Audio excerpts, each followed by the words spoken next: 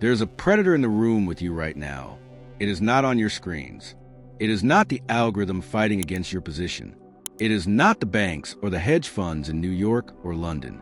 It is something much closer, something intimate. It is living inside your skull, hijacking your nervous system. And right now, it is whispering to you that you need to move. If you click that mouse in the next 10 minutes, you are not a trader. You are prey. Let's be honest about why you are here. You didn't come to the markets just for money. You came for freedom. You came to escape the grind where you trade your time for a paycheck, hoping to build an empire from your laptop. But look at yourself. Look at your last month. You are working harder than a construction worker. You're glued to the screen for 12 hours a day, your heart rate spiking every time a candle paints red or green. You are exhausted, your eyes are burning, and your account balance is slowly bleeding out. Why is this happening? It is happening because you brought a worker's mindset into a thinker's game. In the real world, if you want to dig a hole, you pick up a shovel and you dig. If you dig for 1 hour, you get a small hole. If you dig for 10 hours, you get a massive hole. The world has trained you since kindergarten that effort equals result. Do more, be busier, hustle harder. But the market is the only place on earth where working harder guarantees you will go broke. The market is a mirror image of the real world. In this realm, the more you dig, the deeper you bury yourself. The more buttons you click, the more money you burn. You are trying to force your will upon a chaotic river of trillions of dollars, and that river is drowning you.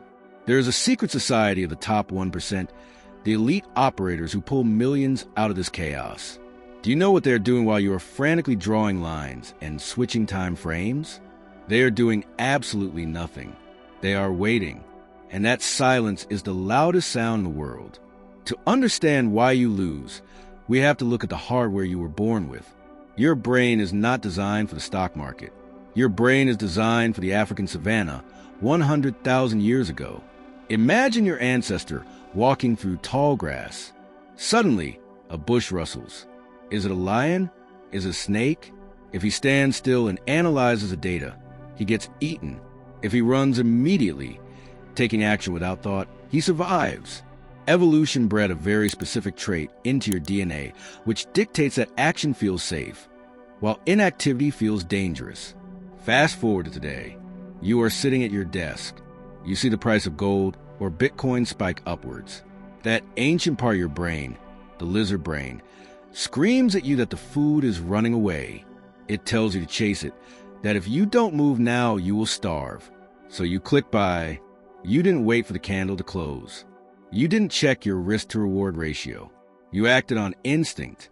And the moment you click, the price reverses. You are trapped. This isn't because you are stupid. It is because you are human. You are fighting a war against 2 million years of biology. Your brain equates doing nothing with death. But in the financial markets, doing nothing is the ultimate survival skill. You are bringing a spear to a nuclear war. The market doesn't care about your instincts. It feeds on them. The institutional algorithms are programmed specifically to trigger that fight or flight response in you. They know you can't sit on your hands. They know you need to feel productive. So they create noise. They create wicks. They create false movements designed solely to make you flinch. And every time you flinch, you hand them your money. Let's go deeper and talk about the drug you are addicted to. You think you are addicted to making money, but you are not. If you were addicted to making money, you would trade less. You are addicted to the chemicals. Neuroscience has mapped this out. When you see a setup forming, that moment before you take the trade, your brain floods with dopamine. It is the anticipation molecule. It is the same chemical that fires in the brain of a cocaine addict when they see the powder, or a gambler when the roulette wheel is spinning. Notice the timing. The high doesn't come when you win. The high comes when you bet. The moment you enter the trade, the dopamine levels crash. You suddenly feel anxious. You feel regret. Why? Because the potential has become reality, and reality is scary. You are chasing that initial rush. You are clicking buttons because your brain is screaming for a hit of dopamine. You're not a CEO managing capital. You are a junkie looking for a fix. And the worst part is the variable reward. If you clicked a button and got an electric shock every time, you would stop doing it. But the market is cruel. Sometimes you make a bad decision. You take a terrible, impulsive trade, and you make money. This is a fatal win. Your brain learns that acting impulsively and breaking the rules gets a reward. This rewires your neural pathways to seek chaos. You start thinking you have a feel for the market. You start increasing your leverage. You are like a drunk driver who made it home safely once and decided he is better at driving when he's intoxicated. Eventually, the crash comes, and it is always total. There was a study done at a major university analyzing thousands of accounts. They found a terrifying correlation. The traders who checked their portfolios the most often, the ones obsessed with every tick, had the lowest returns. The traders who checked the least made the most. Why? Because the more you look, the more you see ghosts. When you stare at a chart for 4 hours, your brain starts to hallucinate patterns that aren't there. You see a pattern in a jagged line of random noise. You see a breakout in what is actually just low-volume chop.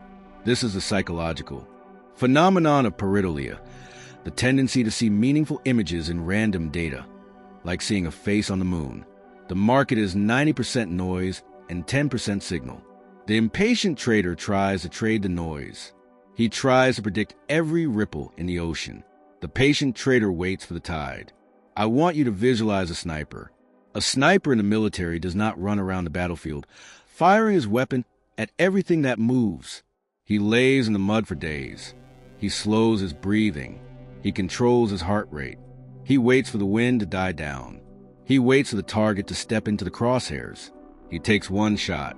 If he misses, or the target never shows up, he doesn't fire just to feel productive. He packs up and goes home. Now look at your trading journal.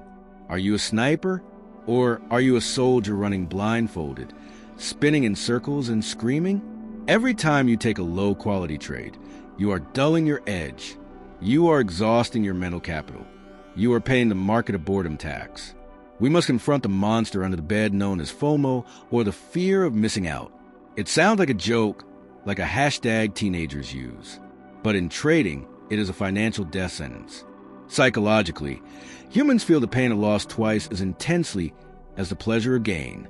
But here is the twist. Missing a win feels exactly like a loss to your brain. You watch a stock rally 10% without you. You were watching it. You almost bought it, but you hesitated. Now, as you watch the green candles stack up, your brain is screaming that they are taking your money. You feel physically ill. You feel stupid. You imagine your friends getting rich while you stay poor. So what do?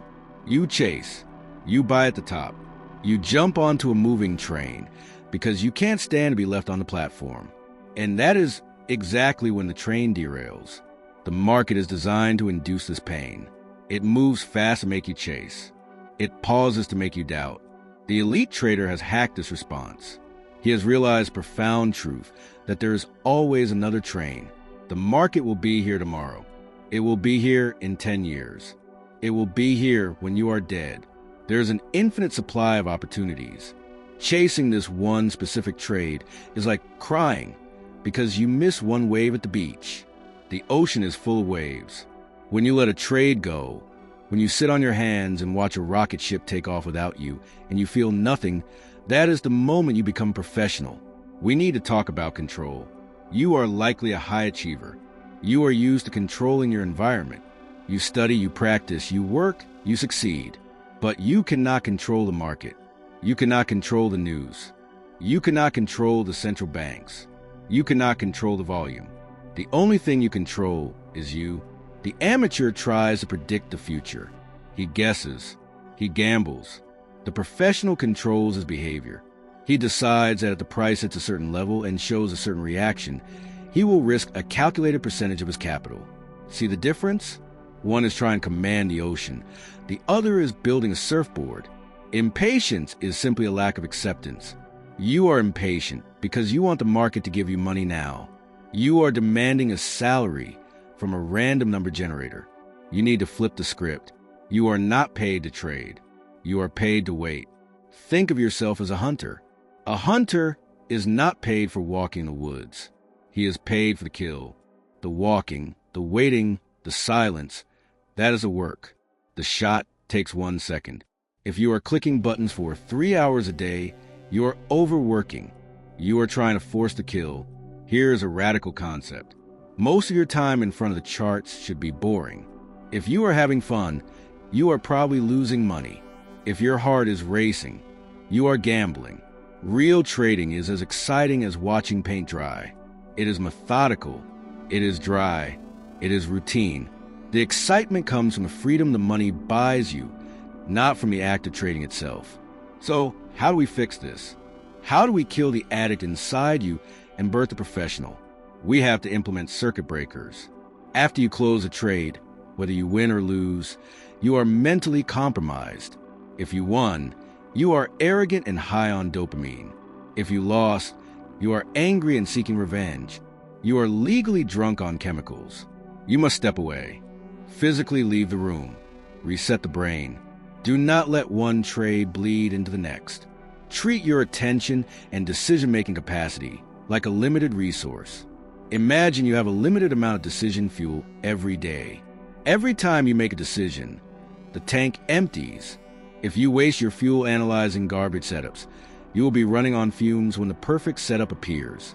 Protect your mental energy like it is gold, because it is. Consider the physical barrier.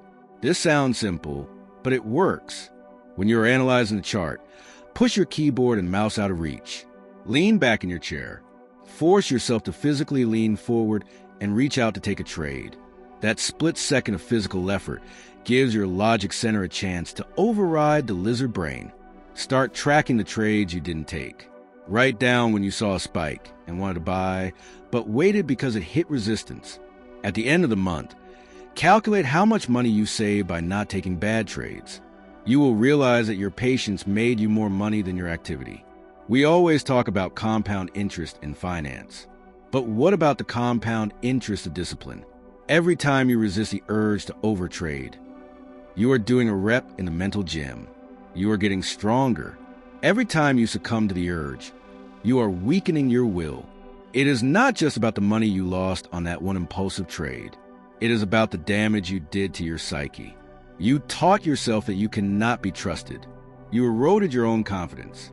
When the big opportunity finally comes, the life-changing trade, you will hesitate. Why? Because you have spent the last month training yourself to be a gambler. You won't trust your analysis because you've drowned it in noise. But if you cultivate patience, you build a fortress of self-trust. When you know that you only strike when the iron is hot, you strike with aggression. You strike with size. You strike without fear because you haven't wasted your ammo shooting at shadows. The greatest edge in the market is not a technical indicator. Everyone has the same charts. Everyone has the same indicators. The hedge funds have computers faster than yours. You cannot beat them on speed. You cannot beat them on data. But you can beat them on time horizon. Wall Street is under pressure. They have quarterly reports. They have investors screaming for returns every month. They have to trade. They are forced to move money. You answer to no one. You can sit in cash for a week. You can wait for the perfect storm. This is your superpower. The ability to do nothing is the one thing the big banks struggle with.